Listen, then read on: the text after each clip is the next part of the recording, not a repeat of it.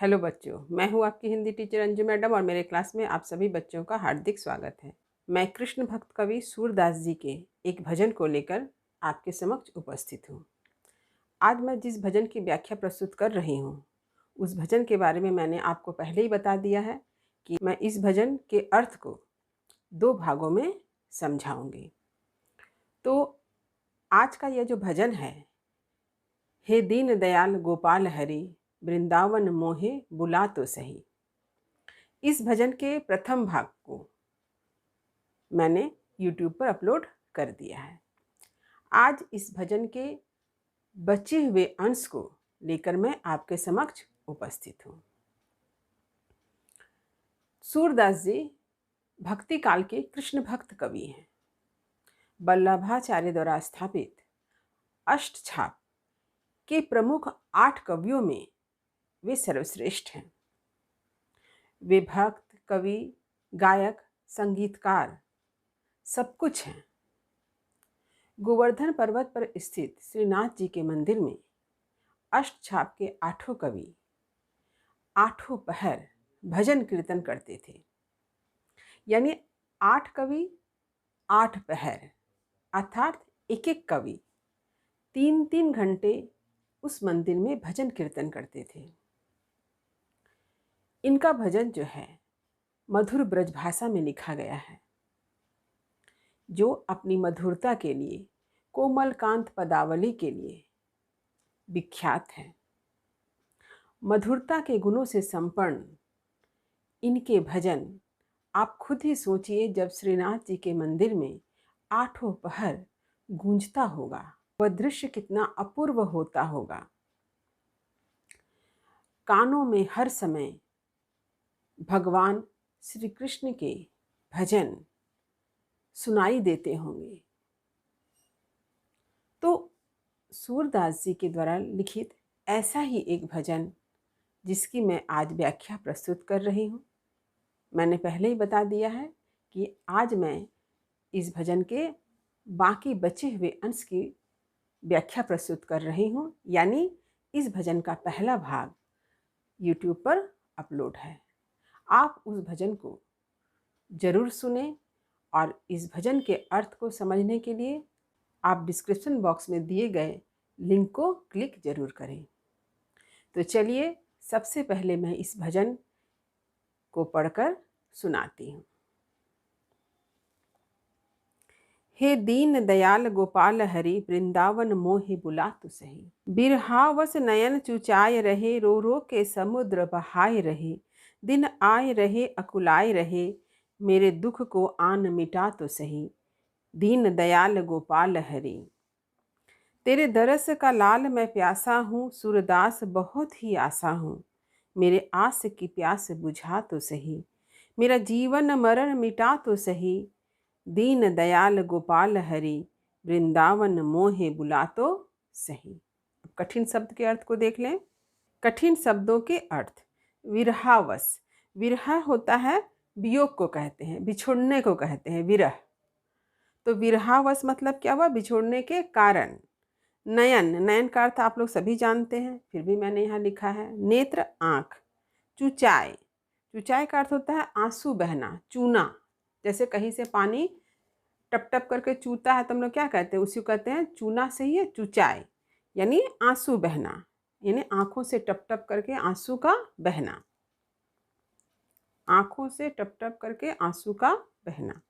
समुद्र यानी सागर, बहा यानी बहना, अकुलाय यानी व्याकुलता, बेचैनी, आन मने आकर, मिटा मने समाप्त, दूर करो, दरस यानी दर्शन, देखना, आशा यानी उम्मीद, जीवन मरण। देखिए जीवन मरण आप सभी जानते हैं, जन्म और मृत्यु। यहाँ पर जीवन मरण के माध्यम से सूरदास जी ने ये जो जीवन मरण का जो चक्र है, ये जो संसार में जो आवागमन का चक्र चलता है, ये जो जन्म लेता है उसे मृत्यु होती है, जो बार बार जन्म लेना और मृत्यु, ये जो एक चक्र है, इस चक्र की बात कर रहे हैं यहाँ पर। और काव्य भाषा क्या है? ब्रज भाषा है, जो मधुरता के गुण से ओतप्रोत है। तो अब चलिए मैं पंक्ति का अर्थ समझाती हूँ।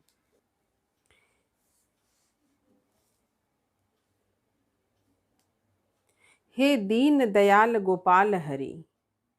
दीन दयाल, दीन दयाल यानी दीनों पर दया करने वाले। दीन यानी गरीब, गरीबों पर दया करने वाले। गोपाल, गोपाल कहा जाता है, गो मने गाय, पाल मने पालने वाला, गायों को पालने वाला, गायों का रक्षक, गायों का पालनहार। हरि यानी श्री कृष्ण, हरि यानी विष्णु। तो श्री कृष्ण को विष्णु का अवतार कहते हैं, इसलिए। तो हे दीन दयाल गोपाल हरि। सूरदास जी श्री कृष्ण से कहते हैं, आप दीनों पर दया करने वाले हैं, गायों का रक्षक हैं। वृंदावन मोहे बुला तो सही। आप कम से कम मुझे अपने शरण में बुलाइए, वृंदावन बुलाइए। मैंने आप लोगों को पहले ही बताया है कि हम लोग ऐसा मानते हैं कि जब तक भगवान आपको नहीं बुलाएंगे तब तक आप उनके दर्शन को नहीं पहुंच पाते हैं। आप लाख कोशिश कीजिए कि मैं अमुक जगह का दर्शन करूंगा, अमुक भगवान का दर्शन कर लूँगा, लेकिन आप तब तक नहीं पहुंचेंगे जब तक उनके तरफ से बुलावा नहीं आएगा। शायद मैं इस बात को इसलिए समझ रही हूँ कि मैं बहुत बार ही हर बार सोचती हूँ कि किसी विशेष ईश्वर के दर्शन के लिए जाएं, लेकिन आज तक ऐसा संभव नहीं हुआ है। और मुझे ऐसा लगता है कि ईश्वर ने अभी तक मुझे बुलाया नहीं है। जिस दिन ईश्वर मुझे बुलाएंगे मैं अवश्य उनके दर्शन को पहुंच जाऊंगी। अन्यथा आप कार्यक्रम बनाते हैं जाने के लिए, लेकिन आपका कार्यक्रम स्थगित हो जाता है, आपका प्रोग्राम कैंसिल हो जाता है। लेकिन जब भगवान आपको बुलाएंगे, आप बिना किसी प्रोग्राम के, बिना किसी कार्यक्रम के, आप देखेंगे सारा रास्ता जो है इतना सहज हो जाएगा, रास्ता इतना आसान हो जाएगा कि आप बड़ी ही सहजता पूर्वक ईश्वर तक पहुंच जाएंगे। बिरहावस नयन चुचाए रहे। बिरहावस यानी बिछोड़ने के कारण सूरदास जी से कृष्ण क्या है, दूर हैं। बिरहावस नयन चुचाए रहे, रो रो के समुद्र बहाए रहे। सूरदास जी श्री कृष्ण भगवान के करीब नहीं हैं, उनसे बहुत दूर हैं। इसी कारण उनके वियोग से, उनके बिछोड़ने के कारण सूरदास जी की आंखों से यानी भक्त की आंखों से सदैव जो है आंसू टपकता रहता है, आंसू बहता रहता है। तो ये आंसू क्यों बह रहे हैं? वो कृष्ण से मिलने की चाहत रखते हैं, उसके मन में कृष्ण से मिलने की इच्छा है, और ये इच्छा पूरी ना होने के कारण भक्त की आंखों से सदैव आंसू प्रवाहित होते हैं। रो रो के समुद्र बहाए रहे, इतने आंसू बह रहे हैं, भक्त इतना रो रहा है, इतना रो रहा है कि मानो आंखों से समुद्र बह गया हो, माने आंसू का सैलाब बह गया है। इतना भक्त जो है अपने इष्ट से, अपने श्री कृष्ण से दूर होने के कारण, बिछुड़ने के कारण इतना अधिक रो रहा है, उसकी आंखों से इतने अधिक आंसू प्रवाहित हो रहे हैं मानो आंसू का सागर बह गया हो। दिन आए रहे अकुलाए रहे। दिन आए रहे यानी दिन जैसे जैसे बीत रहा है, दिन आए रहे, दिन आ रहा है, यानी दिन जैसे जैसे बीत रहा है, दिन जैसे जैसे व्यतीत हो रहा है, समाप्त हो रहा है। अकुलाए रहे, भक्त की अंतरात्मा बेचैन हो रही है, अकुला रही है, व्याकुल हो रही है। उन्हें लग रहा है समय व्यतीत हो रहा है, लेकिन उन्हें अपने ईश्वर के दर्शन, उन्हें अपने इष्ट के दर्शन नहीं हो रहे हैं। मेरे दुख को आन मिटा तो सही। अतः भक्त भगवान से, अपने इष्ट से, श्री कृष्ण से यह प्रार्थना करता है कि मेरे दुख को, मेरे जो मन में जो दुख है, उस दुख को आप आकर समाप्त कर दीजिए, मिटा तो सही, समाप्त कर दीजिए। यानी जब आप आएंगे तो मेरे दुखों का अंत हो जाएगा। देखिए यहाँ पर एक बात देखिए, आरंभ में जो है भक्त ये कहता है वृंदावन मोहे बुला तो सही, लेकिन यहाँ पर देखिए, यहाँ भक्त कहता है मेरे दुख को आन मिटा तो सही। देखिए एकदम विपरीत बात है। पहले वो कहता है कि मुझे आप वृंदावन बुलाइए, यहाँ वो कहते हैं, यहाँ वह कहता है कि आप आकर मेरे दुख को दूर कीजिए। ये तो एक विपरीत बात हो गई कि यहाँ पर कौन आएगा? भगवान आएगा। आपने यदि मैथिली शरण गुप्त की यशोधरा काव्य को पढ़ा हो तो उसमें यशोधरा के बारे में एक जगह उल्लेख है कि जब महात्मा बुद्ध यानी सिद्धार्थ ज्ञान प्राप्त करके वापस कपिलवस्तु लौटते हैं तो सभी लोग उनसे मिलने जाते हैं, लेकिन उनकी पत्नी यशोधरा उनसे मिलने नहीं जाती है। जब सभी उनसे कहते हैं कि तुम जाकर के महात्मा बुद्ध से मिल लो, तो यशोधरा यही बात कहती है, भक्त कहीं जाते नहीं, आते हैं भगवान। भक्त कहीं जाते नहीं, आते हैं भगवान। यशोधरा के हृदय में ये अभिमान है। किस बात का अभिमान है? कि अगर उसकी भक्ति सच्ची है तो भगवान को आना पड़ेगा। तो यहाँ पर भी एक भक्त के मन की ये भावना है कि ईश्वर आए, आकर के उसके दुख को मिटा दे। यानी भक्त जो है ईश्वर से यह उम्मीद करता है, यह ऐसी भावना रखता है कि वह भगवान से कह सकता है कि आप आएं। यानी एक अपनापन का भाव है, निजत्व का भाव है कि वो भगवान से ऐसी बातें कहता है, श्री कृष्ण से ऐसी बातें कह सकता है। यानी एक भक्त के मन में भगवान के लिए अपनत्व बोध, अपनापन का भाव है, ये यहाँ दिखाई देता है। दीन दयाल गोपाल हरि, पुनः भक्त कहता है हे दीनों पर दया करने वाले गोपाल, हे श्री कृष्ण, आप मुझे वृंदावन बुलाएं। तेरे दरस का लाल मैं प्यासा हूँ, सूरदास बहुत ही आसा हूँ।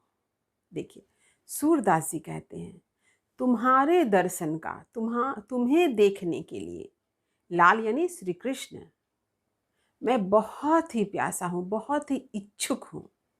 जैसे एक प्यासा होता है ना, पानी के लिए तड़पता है, यहाँ पर भी सूरदास जी प्यासे हैं। किसके लिए? ईश्वर दर्शन के, ईश्वर दर्शन के अभिलाषी हैं। सूरदास बहुत ही आसा हूँ। और सूरदास जी कहते हैं कि उन्होंने अपने मन में बहुत ही उम्मीद रखा है, बहुत ही आशा रखा है कि उन्हें ईश्वर के दर्शन होंगे। इसीलिए वे कहते हैं तेरे दरस का लाल मैं प्यासा हूँ। हे कृष्ण, मैं तुम्हारे दर्शन का बहुत ही इच्छुक हूँ। सूरदास बहुत ही आशा, सूरदास बहुत ही आशा हूँ। सूरदास जी के मन में ईश्वर को देखने के लिए, ईश्वर तक पहुँचने के लिए, उनके दर्शन के लिए काफ़ी इच्छा है, अभिलाषा है। मेरे आस की प्यास बुझा तो सही। इसीलिए श्री कृष्ण से कहते हैं सूरदास जी, ये जो मेरी उम्मीद है, ये जो मेरी आशा है, छोटी सी आशा कि मैं आपके दर्शन चाहता हूँ, इस आशा को आप पूरा कीजिए। मेरे आस की प्यास बुझा तो सही। मेरी प्यास को, ये प्यास कैसी है? आपके दर्शन की प्यास है। इस प्यास को आप बुझा दीजिए। मेरा जीवन मरण मिटा तो सही। और मैं इस संसार के जीवन चक्र में फंसा हुआ हूँ, मुझे कोई किनारा नहीं मिल रहा है। ये संसार भव सागर है, मैं इस भव सागर के मझधार में हूँ। तो ये जीवन मरण का जो चक्र है, इस चक्र से मुझे मुक्ति दो, मुझे मोक्ष प्रदान करो। मेरे इस जीवन मरण के चक्र से मुझे छुटकारा दिला दो। दीन दयाल गोपाल हरि वृंदावन मोहे बुला तो सही। सूरदास जी कहते हैं, हे दीनों पर दया करने वाले, हे गोपाल, हे श्री कृष्ण, आप मुझे अपने नगरी वृंदावन बुला लें। मैं आपकी सेवा करना चाहता हूँ, मैं आपकी नित्य पूजा करना चाहता हूँ, मैं आपके दर्शन का अभिलाषी हूँ। मेरी इस छोटी सी इच्छा को आप पूरा कीजिए। तो उम्मीद करती हूँ कि आज मैंने इस भजन का जो अर्थ बतलाया है वह अर्थ आपको समझ में आ गया होगा। वीडियो को लाइक करें, शेयर करें और जो मेरे चैनल पर नए हैं वे चैनल को सब्सक्राइब करना ना भूलें। तब तक पढ़ते रहिए, जीवन में आगे बढ़ते रहिए। मेरी शुभकामनाएं आप सभी बच्चों के साथ है। जय श्री कृष्णा।